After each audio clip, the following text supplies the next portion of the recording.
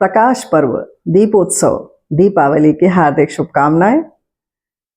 दीपों का ये त्यौहार धन, ऐश्वर्य, संपदा और वैभव के अधिष्ठात्री माँ लक्ष्मी के पूजन का दिन है। हमने प्रारंभ किया इसे 2 दिन और पहले से, जी हाँ, धन त्रयोदशी से, जिसे धन्वंतरी जयंती के तौर पर हम मनाते हैं और धनतेरस भी कहते हैं। खूब बाजार सजते हैं, खिलौने मिलते हैं, मिट्टी के खिलौने मिलते हैं और पूरा जो गहमा गहमी रहती है बाजार की, खूब धन धान्य बिकते हैं और हम लोग भी क्रय कर कर लाते हैं, इसलिए कि घर में संपन्नता बनी रहे। कुछ बर्तन खरीद लेते हैं या कुछ भी सामग्री खरीदी जाती है, क्रय की जाती है। इसके संग संग हम अपने स्वास्थ्य का ध्यान रखें, ये भी हमें ये त्यौहार याद दिलाता है। जी हाँ, वैद्यराज महाराज धन्वंतरी जी की जयंती और बहुत सारी जगहों पर इनके जो वैद्य लोग होते हैं वो धन्वंतरी जी की पूजन करते हैं और उनकी झांकी सजाते हैं।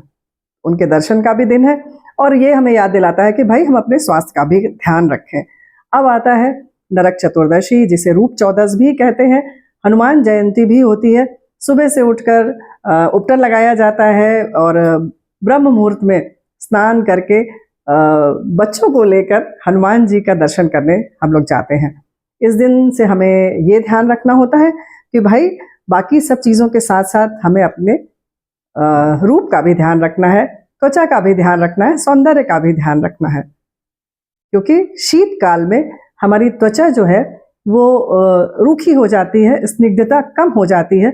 तो उपटन आदि का प्रयोग किया जाए, सरसों के तेल का हो, सरसों का हो, हल्दी का हो, तरह तरह के उपटन जो हमारे प्रचलन में है उनका उपयोग अवश्य कीजिएगा।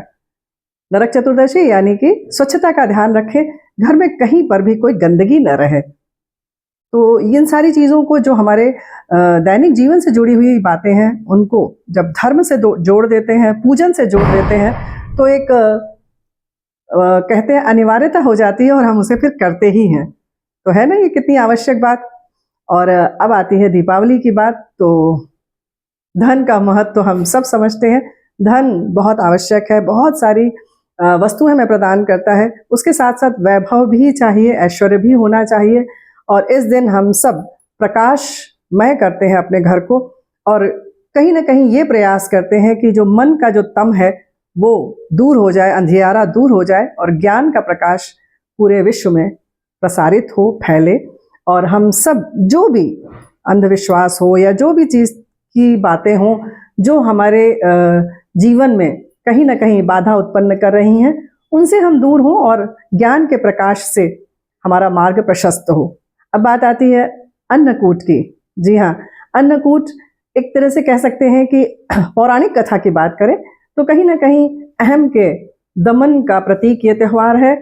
उसके साथ साथ अनाज के महत्व का त्यौहार है और वहीं पर हम इस बात को ध्यान में रखें कि किस तरह से अनाज जब उगाया जाता है तो कितना श्रम करते हैं हमारे किसान।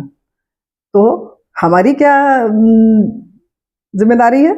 भाई हमारा कर्तव्य ये है कि अनाज हम नष्ट ना करें, उनका संरक्षण करें और उसके महत्व को समझें कि किस तरह से उसे उपजाया जाता है। अब बात आती है भाई दूज। जी हाँ, सामाजिकता की बात करें तो पारस्परिक संबंध, परिवार का हो, मित्रों का हो, इन सब का बना रहना जीवन में बहुत आवश्यक है। तो भाई बंधु के जो आनंद है वो इस त्यौहार में देखने को मिलता है। भाई दूज, जैसा कि आप सब जानते हैं, इसकी पौराणिक कथा यही है कि यमराज जी के पास समय नहीं था और उनकी बहन यमुना ने कहा कि भाई एक दिन तो निकालिए। तब उन्हें वरदान मिला कि भाई रक्षाबंधन या और विजयादशमी आदि पर्व पर बहनें जाती हैं भाई के पास, लेकिन भाई दूज के दिन भाई जाता है बहन के पास। और विशेष महत्व तो ये है कि भाई दूज के दिन जमुना जी में भाई बहन एक साथ स्नान करते हैं, डुबकी लगाते हैं और उसकी बड़ी मान्यता है। लेकिन जो नहीं जा सकता वो कम से कम भाई अपनी बहन के पास आते हैं। अन्नकूट की जो महत्व है वो तो आप समझते ही हैं। इस दिन भी जो है तरह तरह की कथाएं प्रचलित हैं। तो इस तरह से त्योहारों को मनाया जाना कितना आवश्यक है, कहीं ना कहीं इसके पीछे वैज्ञानिक तथ्य भी हैं और हमारी आवश्यकता भी है और सामाजिक सरोकार के लिए ये सब बातें बहुत आवश्यक हैं। तो एक बार पुनः प्रकाश पर्व की आप सभी को हार्दिक शुभकामनाएं।